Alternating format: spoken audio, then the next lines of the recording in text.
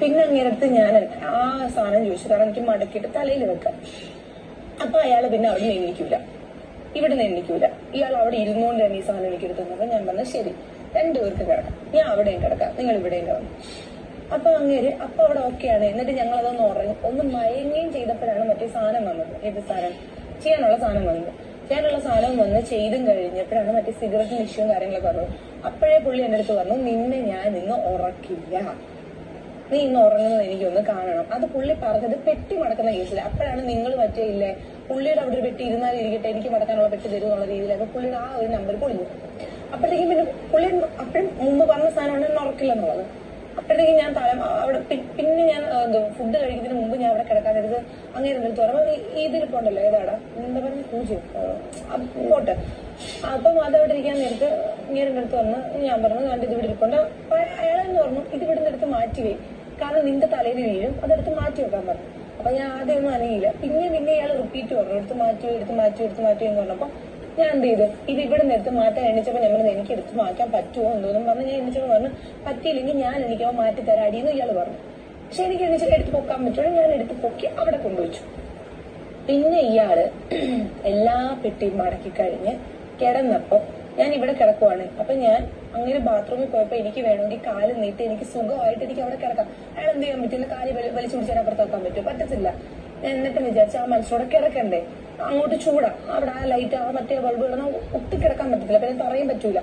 ഞാൻ വിചാരിച്ചു ഓക്കെ ശരി, ആ മനുഷ്യരോടെ കിടക്കണ്ടെന്ന് വിചാരിച്ചിട്ട് ഞാൻ എന്നിട്ടും കാലെന്ത് ചെയ്തു ഒതുക്കി വെച്ച് അയാൾക്കൂടെ കിടക്കാനുള്ള സ്പേസ് ഉണ്ടാക്കി ഞാൻ അവിടെ കിടന്നു.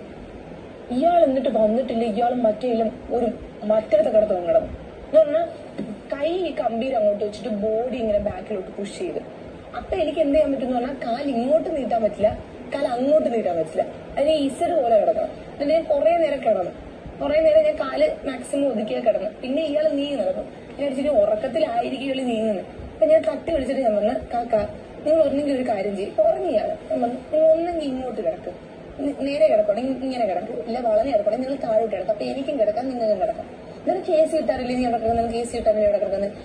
എനിക്ക് അവിടെ നിരപ്പല്ല, എനിക്ക് കിടക്കാൻ പറ്റൂല, എനിക്ക് അവിടെ കിടക്കാം. പിന്നെ എ സി പറഞ്ഞാൽ അതെ എനിക്ക് എ സി ഇട്ടാൻ കിടക്കണം, അവിടെ ഭയങ്കര എ സി ഇട്ടുകൊണ്ടിരിക്കുകയാണല്ലോ അവിടെ.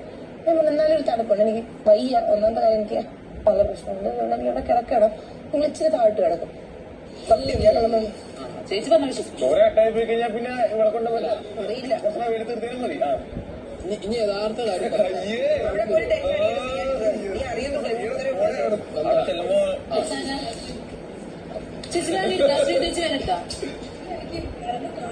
കൊറേ നേരം കഴിഞ്ഞിട്ട് ഇയാൾ കയ്യും മാറ്റുന്നില്ല, ഇയാൾ തിരിഞ്ഞും കിടക്കുന്നില്ല, മറിയുന്നില്ല.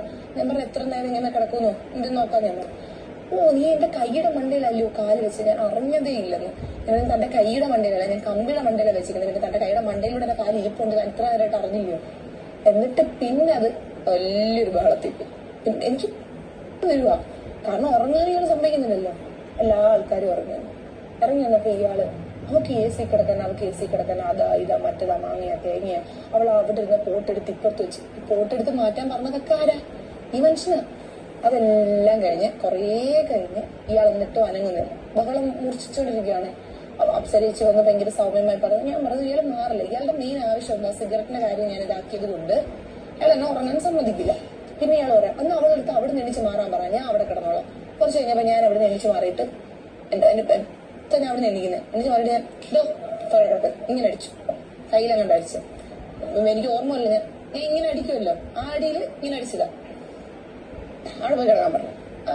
അപ്പൊ ഇയാൾക്ക് അവിടെയും കിടക്കണ്ട, ഇയാൾക്ക് മേളിലും കിടക്കണ്ട, ഇയാൾക്ക് താഴെയും കിടക്കണ്ട, ഇയാൾക്ക് കറക്റ്റ് ആ സെന്ററിൽ കിടക്കണം. എന്നിട്ട് ഇയാൾ എനിക്ക് തുറന്ന് എന്റെ അടുത്ത് ആ സൈഡിൽ പോയി ആ ലൈറ്റിലേക്ക് കിടക്കണം. ഇയാൾക്ക് അങ്ങനെ കിടക്കണം. ഞാനിപ്പോ ഞാൻ പറഞ്ഞു എനിക്ക് വയ്യ. പിന്നെ ഞാൻ പറഞ്ഞു അപ്പോഴത്തേക്ക് ഇങ്ങനെ അടിക്കുന്നുണ്ട്, ഈ അടി അടിച്ചല്ലോ. അപ്പോഴത്തേക്ക് ഇവിടെ കുറെ പേര് അടിച്ചു ശരിയല്ല.